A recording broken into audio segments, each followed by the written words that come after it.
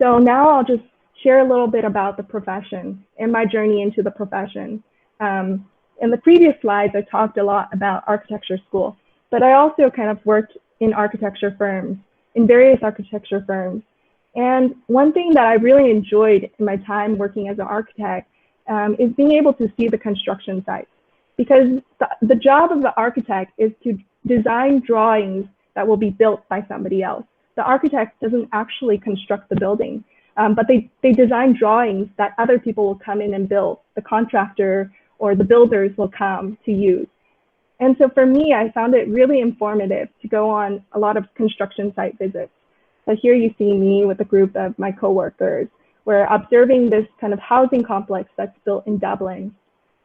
This is the finished product. This housing, this multifamily housing is very near the Dublin BART station. This is another project near there.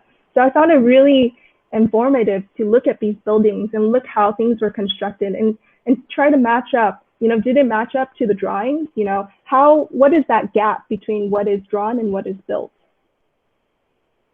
And I found some things that actually in architecture school, we pin up a lot, but even in the profession, we also pin up, or we present our ideas by pinning things onto the wall. So this is just kind of example of us showing various options to our boss. And finally, in the profession, some architecture firms also use models. So here you see more kind of detailed models of different buildings with wood, with bronze, with different materials. And here, this was when I interned in Shanghai, and this was with a group of interns there. And so we're behind these models.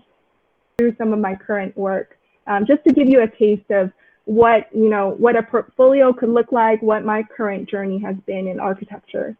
So these are just projects from grad school, different models, different pictures of different ideas about the city.